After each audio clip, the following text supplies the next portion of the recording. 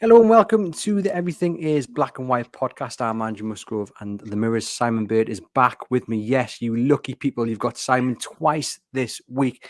And it was if Newcastle United listened to our Q&A, because as soon as we said communication needs to happen, Newcastle United invited us along to an interview with Paul Mitchell. And Simon was one of the lucky people to be in the room with Paul Mitchell up at St James's Park in the Sir Bobby Robson suite, the pool of North East journalists. Simon, we've got a lot to talk about. It was an interview that went on for the best part of 90 minutes or so plenty was said. But I think the first question everyone's kind of asking was this a pre-planned meeting? Do you think he was always going to come out and talk at some point and maybe he's just pushed it forward? Or was this reactionary to what happened in the transfer window?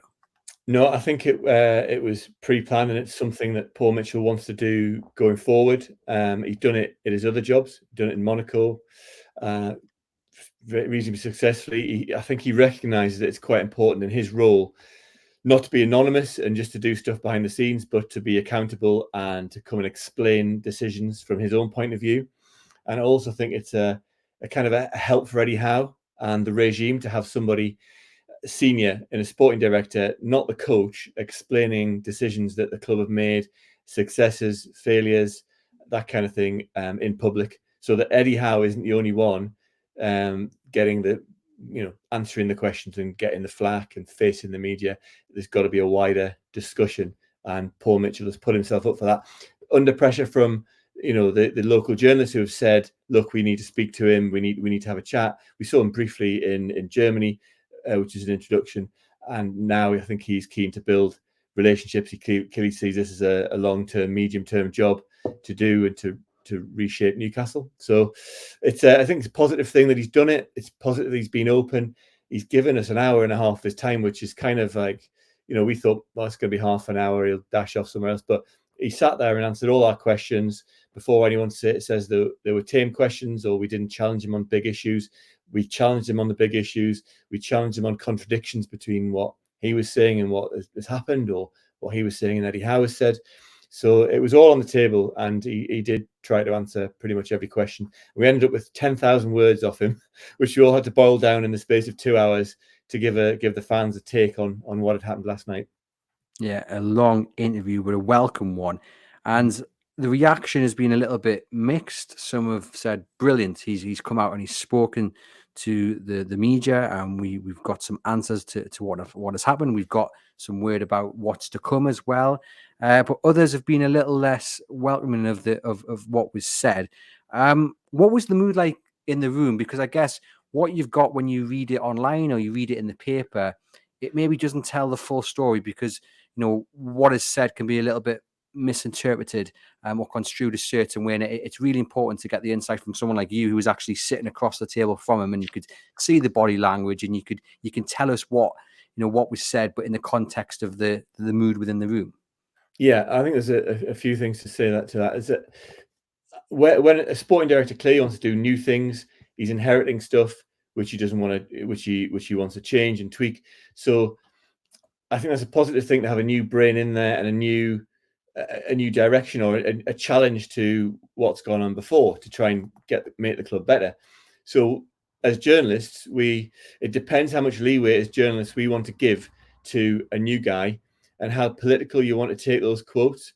Now, you can take some of the quotes as really political, and if you want to be seeing rifts, and when there's a sporting director and a manager who's built the club in his own mold for a couple of years, with 2.5 years with the owners, and then a new man comes into that, you could read into quotes as much as you want as to whether there's a rift there, whether Eddie Howe's had his nose put out, whether Paul Mitchell's the guy, he is the hire and fire guy, because we asked him that, whether he's the guy in charge of the next manager, Eddie Howe's future. All that kind of stuff can be seen as very political.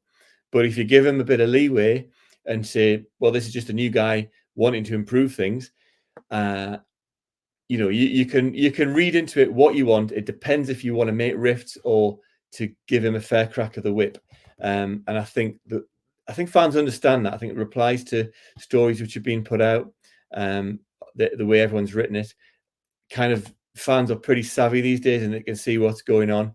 And it's whether you want to say there's a rift happening because there's a new man at the club and a new man in a very senior position or not. And I'm erring on the side of giving him benefit of the doubt. So I think I don't know if we want to go into the specifics now, or you want to read some of the quotes out that you've been interested in. But I think the context is that you can see it both ways, and I think most of us as journalists are giving him the benefit of the doubt as a new man who wants to make changes at that club. Now, if he wants to make changes, you can take that as slagging someone off or questioning what's gone on before and it being a real slapdown, or you can say that's a new man coming in, challenging everyone at the club and wanting to improve things. Yeah, I've got plenty of quotes that have certainly got my interest, and I'm going to get your take on it. Was there a feeling, do you think, when you were sitting there, that Paul Mitchell understood the frustration and understood maybe why quite a few people have called the window a failure? Was there a responsibility taken on his part, do you think? Well, that's two different questions. Does he understand the frustration that Newcastle haven't signed a major player this window? And that frustration is very real, probably extends to the squad and the manager and all the fans. I think, yes, he does understand that. I mean, he's been around town. He's met fans. I mean, there's some off the record stories I won't repeat, but Paul Mitchell has had fans letting him know, put it that way, that they're unhappy with not signing a marquee player and really progressing in this window. So yes, he understands that frustration. The other question is whether he is taking responsibility for that. I think that's a very political question. I think he's not keen, and what he said to us in very much detail is that he's not keen to take responsibility for that. He takes his own responsibility in not getting the deal done, but I think he was very much saying that that he came in 2 months ago inheriting a transfer process, and I think he said that he was supervising it. That was one of the words he used. So he's not taking full blame for nothing happening. He was keen to say that it was a process that he inherited and was basically supervising, and that future windows he'd probably be very much kind of leading it in charge. One of the controversial quotes, or one of the things that would interest fans very much, is that he singled out scouting networks as one of the problems. I think he said is it fit for purpose? No, it's not. So he wants more options on the table. He wants undervalued players scouted and identified better from the scouting network, and he wants a more global approach to the scouting network. So I think you can see that as something he wants to progress and change at the club positively, or you can see it as a slapdown to what's gone before in the last 2.5 years or longer. So however you want to take it, there will be changes in the scouting network, more global. Brighton signing bargain players, Brentford unearthing bargain players. They want to be part of that, have the data and the information to kind of hijack those deals, get a slice of that action themselves. But it's really interesting because some of the quotes, like predetermined strategy, he had a complaint at that he found difficult coming in. The thing that was said about Dan Ashworth, and maybe this suggests that he actually wasn't in the role long enough to set this up, but when he left Brighton, everyone that you spoke to down there said, look, he set it up so that if he ever went, you would just need to get someone in, and it would just work as seamlessly as it has done since he's gone. They've signed some fantastic players. But that hasn't seemingly been the case. Mitchell came in and it didn't just click as it has maybe at Brighton. I mean, do you feel like he was maybe criticising the setup that Dan Ashworth left? Possibly, but then Dan Ashworth wasn't. I mean, being a sporting director or a director of football is a long-term job, and you can't change and get the benefits of change like immediately within months. It's a longer thing than that, creating scouting markets and scouting systems and cultures at the club, and getting. I mean, he spoke about having being number one, but not just on the pitch, number one in every single department. So it's clearly a huge brief across the club that he's looking at. But we were told that 90% of his role is slightly different from Dan Ashworth. Paul Mitchell's role is 90% recruitment. I think that was one of the phrases used in the summer. So it's a little bit different from Ashworth's job, which is a more holistic kind of club building thing. And Ashworth wasn't there very long. So you could take it as a slap down of Dan Ashworth. If you're taking a job, you want the previous guy to look a bit, not on top of the game, and you want to look brilliant, and the man who changes everything. So that's the context you're coming into when you have a senior, guy coming into a club. They don't want to say everything's brilliant, and I can't find any ways to improve it. You need, so it's going to come across as a bit of a slight on what Dan Ashworth left behind, or the deals. One of the interesting things, he said that Paul Mitchell said that Newcastle had overpaid for several players in the last 2.5 years of the 250 million quid that they've spent. And, Tino Livramento, maybe, Lewis Hall, certainly at the moment. So he would be driving harder deals for those players than was done before he came. So there were little slights and little digs there. Were they digs? Were they just comments on reality? I mean, it depends how you want to take it. But it was very interesting and how open he was on what he's found at the club and how he wants to change it. Because that has been the reaction from some who've read the quotes, and they've gone, well, wait there. You signed Bruno for what, 40 million? You signed Isak for 62, was it? They're worth at least double now. So, because before you sat down with Paul Mitchell, before this window, I think the majority of people would say that Newcastle United's transfer business has actually been very good. Maybe Chris Wood aside, but then look how much money they recouped on him going to Notts Forest. Maybe the downside is that they haven't actually replaced him yet. But but for the large part, their recruitment has been very good. It was early on. It was very good, and they had a huge impact and elevated the club to fourth place. But then again, you can go back to what we've talked about in the past. Of the last 3 windows, they've only signed one player, which really improves the first 11 as a guaranteed starter in the first 11, and that is Sandro Tonali in the last 3 windows. The others have been kind of squad builders, players that might increase in value if they come in and can challenge established players like Tino Livramento is challenging Kieran Trippier, or Lewis Hall is challenging for the left back position now, but they haven't nailed it down completely. So there is a criticism there that they've overpaid on kind of players for the future maybe, and they haven't delivered, or haven't been able to find undervalued players or the right value players to improve the first 11 and slot straight into a first 11 position. So that's the kind of angle he was coming from. There was another very important message, which I think he did the interview to make a point to the wider world, not just internally at Newcastle, but to the wider world and to rivals.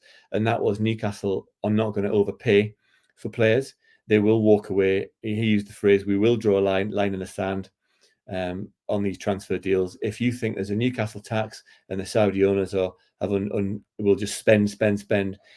What they did this summer was to walk away from the Gay deal and say, we're not going to do that." So there's a message there that they won't overspend, and the consequences of Crystal Palace turning down a deal of 70 million for Gay are that they're 70 million lighter on their balance sheet now, and Steve Parish has got shareholders to satisfy, and he's not the biggest shareholder there. He's got shareholders to satisfy who are now thinking, we missed out on 70 million quid for a player whose value, and his contract is running out over the next 2 years, his value is only going to go down as his contract dwindles. So Newcastle will ditch a deal and leave the other club and their shareholders wondering, damn it, we could have really, really cashed in there at the peak of the market. And so Newcastle have sent down pretty strong message there, even though it's not great immediately. They've invested in sending that message to rivals and to say, we're not going to be messed around in the transfer market. It's probably quite an important thing for the club to do, and quite an important message to get across. Yeah, I think the quote was, draw a line in the sand when it comes to paying for targets. But then the skeptic might say, well, actually, you only drew the line in the sand 24 hours before the window closed, and then you've not got a centre back in. Well, that's another interesting little detail, which maybe doesn't come across in the reports that we've done, is that he said that the last official bid that Newcastle did for Gahey, without naming Gahey, was 2.5 weeks previous. So 2.5 weeks before the transfer window ended, he said that was the final bid. But there was a dialogue. What do you class as a bid? What's a dialogue and a bid? There was discussions continuing, but the last official bid they did was 2.5 weeks before. So we then challenged him and said, well, why didn't you pivot? If that was the last bid, you had 2.5 weeks before the end of the window. Why didn't you switch it, put the money elsewhere, either to a different centre half or to a right winger, and invest the money in the right wing? And I think the answer was the hint or the indication was that Eddie Howe was adamant that Mark Gahey was kind of the one player that he really wanted. And this is Eddie Howe's decision. He was very much putting it on Eddie Howe that Gahey was the one he wanted to improve the team this summer. And so they let it play out over those 2 weeks. And of course, it went wrong. The price was too high and they couldn't do the deal. But that decision was very much put at Eddie Howe's door. So, well, that's the interesting bit, isn't it? Because that's what a lot of people have concluded from these interviews is there might not be a rift, for if you want to put that definition on it, but some of the quotes can be interpreted as putting things on Eddie Howe, like you've just said there. And we've got to remember as well that Eddie Howe said he was a little bit distant from transfer negotiations, and he wasn't, he wasn't kept in the loop maybe as he once was. But Paul Mitchell in the interview with you guys said we communicate extensively. He was kept updated. Every player that we looked at, Eddie Howe wanted to explore. We spoke nearly enough every day, every night. Yeah. So this is interesting. This is an interesting contradiction, Andrew. And one of the so you ask whether the journalists are always searching for a negative, and we're always searching for rifts and arguments and rows. And this is the one thing which was slightly strange about. So Eddie Howe last Friday said that he had never been prompted by a question. He'd said that he'd never been more hands off in a transfer market. So, but then you've got a slightly contradictory message coming from Paul Mitchell. You're right, and the quotes that you read there, Mitchell said, he actually went into detail and said that, look, I've been speaking to Eddie Howe for an hour a night, 1 hour every night on the phone, keeping up during the transfer window and the last throws of it, keeping Eddie Howe up to date as to what's going on. He also described Eddie Howe as an extremely smart coach who wants to know everything that's going on at the club. Rightly so. He knows cash flow. He knows budgets. He knows exactly what's going on in the deal. So Paul Mitchell was very much saying that, look, Eddie knows everything that's going on. If he's not in control of totally doing the deal, he certainly knows what's happening. So we said, well, look, we did challenge him, because we do pick up these things, don't just let them talk. We said, well, look, Eddie Howe said this last Friday. He said Eddie Howe might have been referring to longer in the past from when he was in charge, so from before he arrived. So he thought Eddie Howe's those quotes were like kind of referring to a historical situation rather than actually now. So yeah, you could present that as a rift, but we said we did address the rift point with him, and whether there's often tension at every club. There's going to be tension between the man in charge of the money and the man in charge of the spending. The man who needs a new squad, a freshened up squad to work with and get points on the board and high up the table, and the man who's taking a medium long-term view of the club and looking after finances and PSR and all that kind of stuff. There's going to always be a tension between those. And Paul Mitchell admitted that and kind of conceded that there would be, but that could, and at any club you can get the senior people in a room, and there will be rows and there'll be healthy discussions, heated discussions, but that's kind of creative conflict. And at the end of the day, everyone involved has got to be an adult. If it becomes untenable, the manager will leave, and if he's not getting anything he wants, he'll leave. But there's kind of it's a give and take. It's a negotiation between the people in charge of the club. It's a collaboration at the end of the day, and nothing's going to end up. No situation is going to end up perfect. So it's whether those relationships can be built and held together by full, honest, open communication and trust, to keep everyone happy. That's what they're working towards at the moment, and I think it sounds like they've had extensive communication, if you believe Paul Mitchell, this summer. And Eddie Howe will probably realise that the club's changed very much this summer, in terms of getting the sporting director in, and Eddie Howe's got to have to work out a way of managing that situation, managing above himself, not just the players below, but they talk about on the UEFA management courses, managing above. And he's not going to get his own way all the time, but he'll want his own way a lot of the time, and he'll want to be a massive part of the process. But I think Paul Mitchell realizes that as well, and that they do have. Paul Mitchell talked about him and Eddie having commonality in kind of their playing careers were both ended prematurely. with injuries, and they didn't quite fulfill what they wanted there. And they've both gone on to become kind of executives at clubs. And they've both been on the South Coast, Eddie at Bournemouth, Paul Mitchell at Southampton. So there's kind of common ground there, which means they can build a relationship. But you're not going to have them being best. You don't want a pals act at the top of a club. You want, you want people challenging each other and questioning each other and exploring what's better and what's not worked. That's what a functioning good organization does. Now, as journalists, we've got to realize that without making it like a bombshell rift or a war at the top of the club. People are going to argue. As journalists, we argue and fall out, between us and the national pack and the local pack, and sometimes we have heated conversations, and it dies down in a couple of. Any organization has that, and we've got to realize as journalists and mature fans that a club is going to have that internally. And it's when the trick is spotting when it becomes untenable and everyone just hates each other, and the manager's going to be moved on, and whether it's part of the healthy process. Mitchell described it as positive conflict. So it's still healthy to move forward, and that part of the relationship can't all be Eddie's way or Paul Mitchell's way. It's got to be a collaboration of both. What I've seen of Eddie Howe and how good a coach he is super impressive on the grass. I've got a pretty good context with the ones I've worked with and what I can bring to the table. I'm excited to see where they can take us.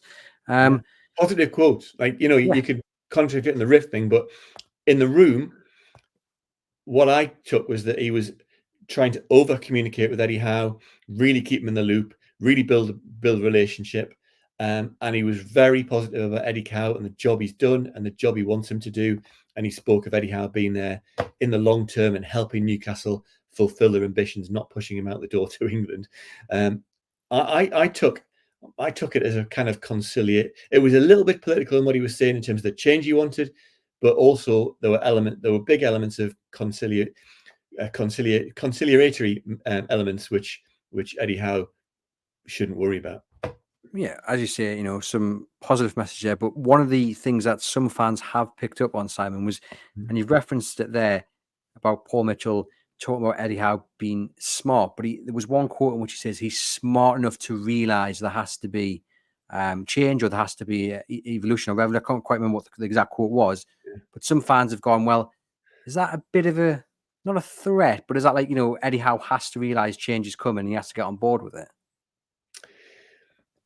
Well, it is. Yeah, it's basically that there's another layer of management at the club who is overseeing operations rather than just Eddie Howe and his coaching staff and the people he's brought in to help him. There's another layer now who are directly answering to Darren Eales and Yasser Al-Rumayyan, because we'll go into it later, but there was a big meeting between Mitchell and Rumayyan on Sunday. So yeah, Eddie Howe will realise that Eddie Howe's not going to be able to go to another club or to the FA. Another big club and have all his own way. It's a negotiation. It's a trade-off to be made. There's you give me this and you have your way on that, and it's how big organizations work. And I think Eddie Howe's staff and his coaching staff and people he's brought in, and his nephew who's head of recruitment, who could be under a bit of pressure by what's been said there. They're being challenged. So what's been done before has helped Eddie Howe build the club to where it is now, and they're just wanting to try and explore every avenue to get better deals and to get better players, cheaper and better value, done in the future. If you stand still in football and you think you're doing it all right, someone overtakes you. So to have someone at the top overseeing that, so it doesn't get too cozy, it doesn't get too insular. It doesn't get to kind of empire building for just one manager and one coach, then there's a new man there to challenge it. And it's going to be awkward. I mean, there are going to be discussions and awkward moments. And it might not suit Eddie Howe in the end. He might decide to go to England. We don't know what his thinking is his real thinking is, bar the PR answers and the way he'll answer the England question. We don't know what he's thinking on that. So I think it's a healthy thing to have someone, but yeah, we've got to watch that relationship, because that dynamic is the most important dynamic at the club, and we've seen with Kevin Keegan, who dealt with things a little bit differently to what Eddie Howe's going to deal with, who walked out because Wise and Jimenez you couldn't work with him. Basically, I don't think it's that situation at all. You mentioned there the England job, and we spoke about it in our Q&A. And of course, Mitchell was asked about Eddie Howe and the speculation, and he said, "We want Eddie Howe as our head coach for as long as we can, but we also recognise we are on a journey, as we also recognise his quality and his potential as well. Once again, I've never been a guy scared of interest in any of our staff members, especially our head coach, and especially from a level of organisation that the FA is. As an Englishman, I am proud. I think it's recognition of the 2.5 years he's had here and the job he did at Bournemouth. It's a really good practitioner being recognised for what he's done." And Davin Eales, when he spoke about Eddie Howe and the England job, he was a little bit more committal on it. Whereas this one, obviously Mitchell said, we want him to stay, but didn't quite go as far as Eales did. Yeah, he didn't kind of shut it down. But I think that maybe he was trying to be so ultra complimentary to Eddie about the job he's done in the last 2 years, and the fact that he's been linked with the England job means he's done a damn good job, and he's one of the best English coaches that we've got, and he's at Newcastle. So that's a really positive thing. I mean, we don't know what Eddie Howe thinks about the England job. There's a train of thought which I hold, which if England come knocking, you possibly can't turn it down. If England come knocking when you've not been delivered major players one major player in the last 3 windows, it's improving your team, that kind of opens the door to England even more, or to walking away from a club. But I mean, Eddie Howe's got a house up here now, his family's settled. I think he would have massive unfinished business if he left Newcastle now. And I think internally for Eddie Howe, if England offered him a job, it would be a real difficult decision to make. And can he turn England down? Will that opportunity come again to be a legendary coach, take them to the next World Cup in America? That's a really difficult. It's a difficult thing to turn down, and I think probably Paul Mitchell knows it's a difficult thing to turn down, and I think he probably knows that the club, as Newcastle United, have to really invest in everything that Eddie Howe wants to give him the biggest chance he can to mix it with the elite. Because if Newcastle can't mix it with elite and they're going to bounce around 6th, 7th, 8th, Eddie Howe may as well take the England job. If he's not going to have the resources to win something and break that trophy drought, then you probably chance your arm with England and do a coaching job there. And he is perfect for the England job. He's diplomatic. He's a coach. He can oversee all the age group teams. He can really lead an organisation and have real power at the FA like Gareth Southgate did. So it's a big worry. I think the England job is a big worry to Newcastle. Whether in this new structure, Newcastle are as worried about it as many fans might be, or Eddie Howe, the fans who love Eddie Howe would be. I don't know. I mean, there's always a coach around the corner who can come in, but the risk for Newcastle is if you lose Eddie Howe, it's a period of instability. It's players getting to know a new coach.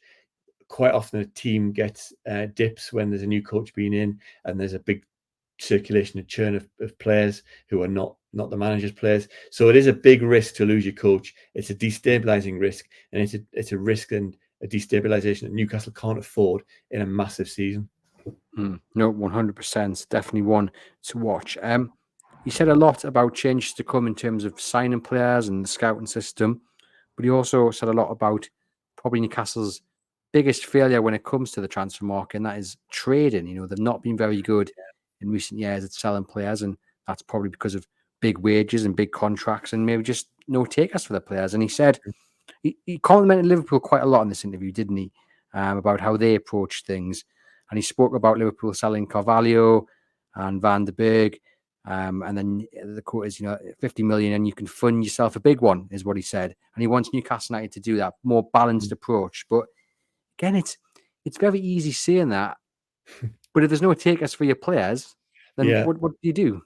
Yeah, I came away from that exchange about Newcastle being bad sellers, and they've always been bad sellers apart from the Andy Carroll deal years ago, which was a surprise on the last day of the window. So I took away from that at some point Newcastle will do a massive sale. It's no good tinkering around the edges and selling Miguel Almiron for 10 million and getting 5 million for Kieran Trippier. And at some point to kick the club on, when a player's contract is running down with 2 years to go, that's the peak time to sell, and you can get maximum value for someone who's really proved themselves. So they're going to have to make the calculation about which player that would be. But they'll want to bring in like a 60, 70 million book profit, which then that whacked onto your club finances and PSR, then you can really go for it and buy 2 or 3 big ones. But you got to get those deals right. So it's another risk and reward situation. Losing Eddie Howe's a risk. Selling a big name is a big risk. Now, Newcastle might have their hand forced if they don't get into Europe this year, because I can't imagine Isaac and Bruno, well, maybe Bruno, because he seems quite loyal, but Isaac, Bruno, Anthony Gordon, ambitious players, huge players, will they want to be out of Europe, out of the Champions League, not winning things for another year? I don't think so. So I think there might be a big sale, and I think some fans will be angry about it, but I think as long as they've got the processes in place and know their targets and are clear, and pull the next transfers off to rebuild, which is the risk, I think it shouldn't be a worry. I think you can sell a big player. Liverpool sold big, got 80 million quid in for various players, a couple of players in the past, and it worked for them. They were able to kick on and win stuff. So it will have to happen at Newcastle at some point. A big player will have to go. I mean, my view is that Isaac's irreplaceable. Bruno knits the team together, and Joe Linton and is the captain now, so you don't sell those. Anthony Gordon is a great player, and he's done so well, getting into the England squad, etc. at Newcastle. But if you bought Anthony Gordon for 35, 40 million, and you can get 70 for him, and you've got Harvey Barnes slotting in there, and if Harvey Barnes proves himself on the left wing, you've got a succession plan there. Harvey Barnes delivers goals. Maybe Anthony Gordon's the one to go. I don't know. I'm speculating here. I'm trying to think like the club would, and like Darren Eales would, and Eddie Howe would. It's a theory. The biggest sale without the biggest impact. But I mean, Coutinho was the example, from Liverpool, wasn't he? I think he went off to Barcelona for £80 million, and then they signed Van Dijk. So it does happen. And I think you're right. As long as fans can see it's all part of a plan, a bit like when Andy Cole got sold and Les Ferdinand came in, then it'll hurt initially. But if they can see it's part of a plan, it won't hurt as much. What did you make? I mean, we've spoken about the changes that he would like to see coming in terms of signing players.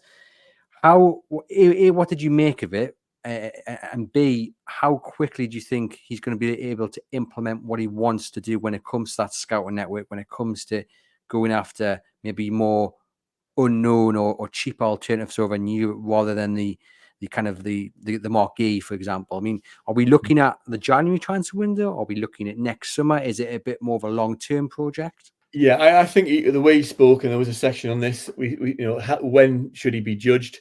And he was talking like the churn of a squad, and the number of signings you get in a certain window.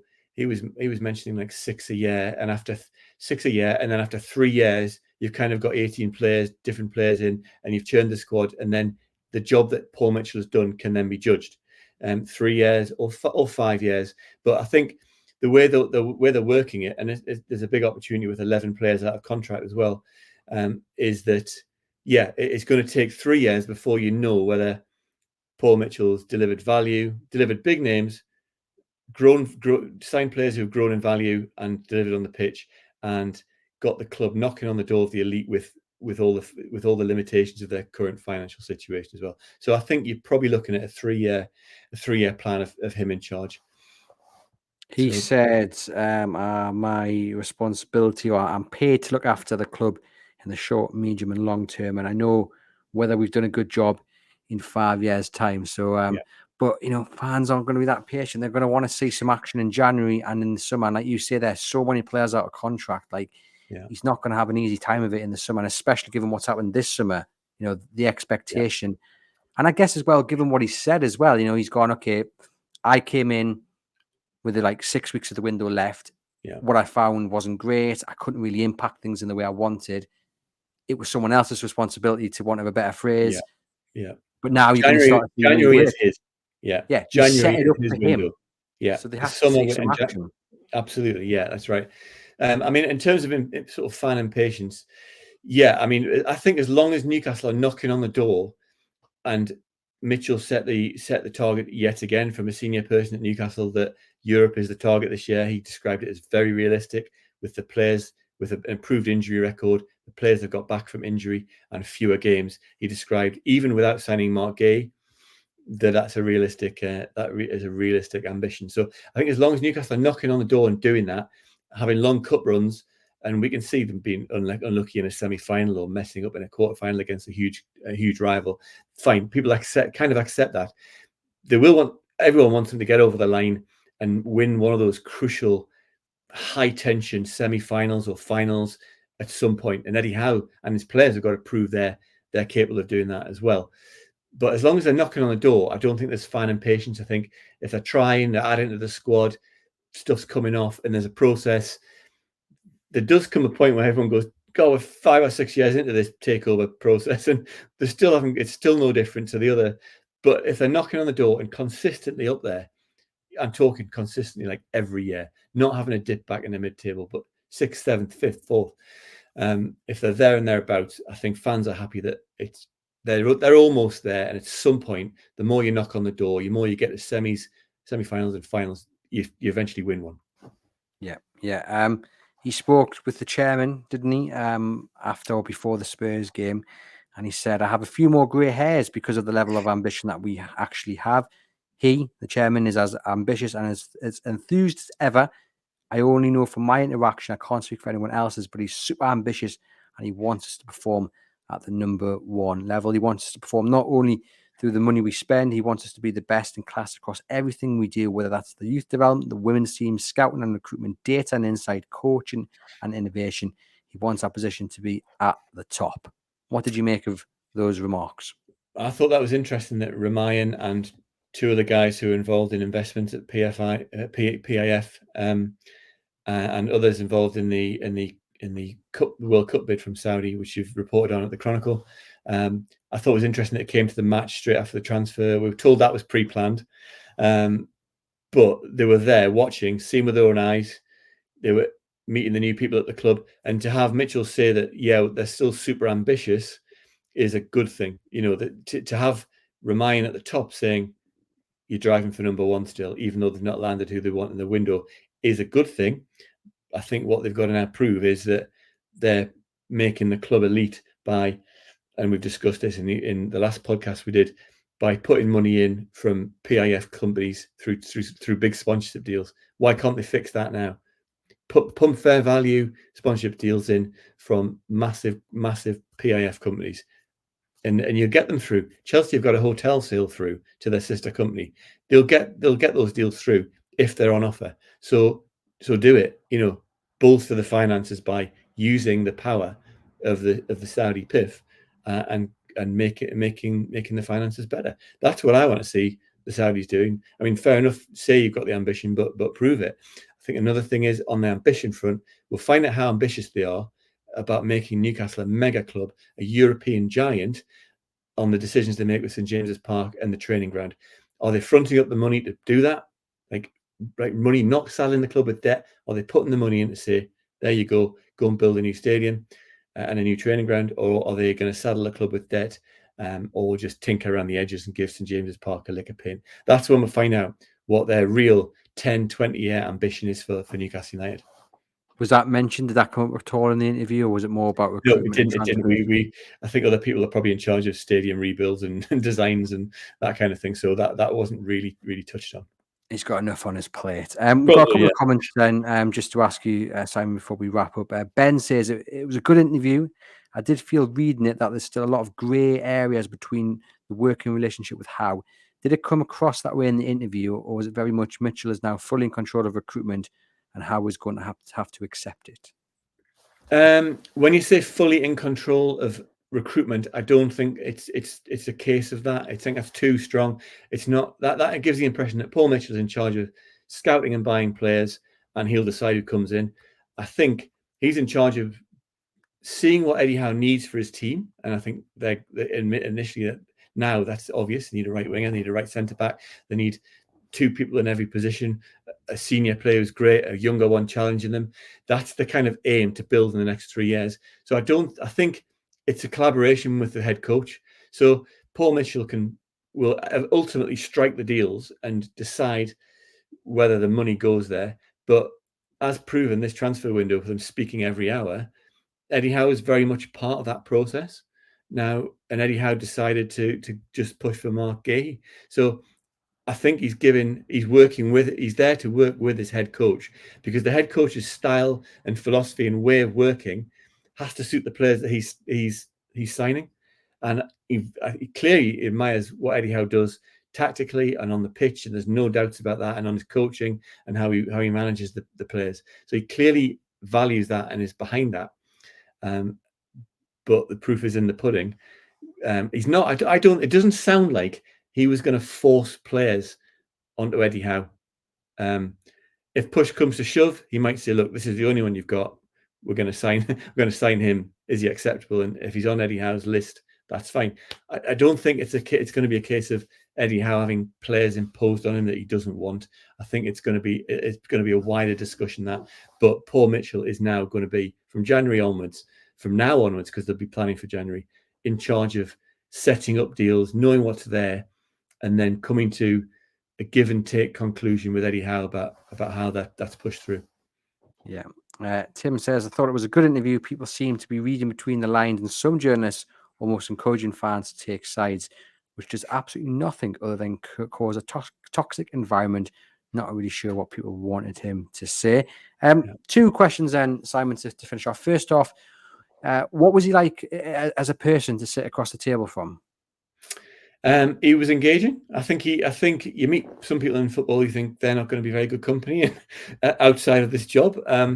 But I think I think Paul Mitchell would be an enjoyable guy to have a pint with, or be at a function with, or sit around a table with. I think he's got a lot of experience, but I mean, I think he's new to the job as well. I was very much encouraged by how he wanted to communicate, and he wanted to build relationships, and he appreciated the thirst for knowledge about Newcastle and how things are about what's happening at Newcastle. And I think he appreciates that. I think he has done at previous clubs. Newcastle is a one club city, and he knows that he is the man who can help journalists communicate what he's thinking and what's gone on in a fair way. He wants it to be he did say early on that he wants a fair crack of the whip, and he doesn't want kind of his role, which could be perceived as spiky and confrontational and working at loggerheads with Eddie Howe. He doesn't see it like that. He doesn't want it to be portrayed like that. But he's also leading a department and wants to make things better. And if that rubs people up the wrong way, then it's going to rub people up the wrong way. So I think as a person, I mean, we don't know as a person what he's like, because I hate to make judgments just sitting around a table for 90 minutes asking work questions. Don't know what he's like as a person, but he seemed like an engaging character who can hold his own. And yeah, let's see how it goes. Fantastic. And just finally, then, we're going to call this "I spoke to Paul Mitchell ... What would be the ... What's the one key takeaway that you got from speaking with him? And I spoke to Paul Mitchell and was in the room, and think that Paul Mitchell is going to do his utmost to drive Newcastle onto new levels. Whether Eddie Howe wants to be a part of that and work with him is a collaboration. It's more than one word, by the way. And I think he has the club's best interest at heart, and he has a lot to prove to Newcastle fans, and still to Eddie Howe, and probably to his bosses, that he's the right man for the job. And I'm looking forward to seeing how this position works at Newcastle, and for Newcastle having someone that powerful to drive transfers when they've got a decent budget to spend and a lot of ground to catch up on the elite. I think that might be slightly over my 100-word limit for YouTube, but we'll come up with some sort of snappier title. But thank you for the conclusion, Simon. It's much appreciated. And thank you as well for coming on, because I know you've got a very busy day, and it was a busy afternoon for you yesterday after speaking with Paul Mitchell for 90 minutes or so. Fantastic to see that.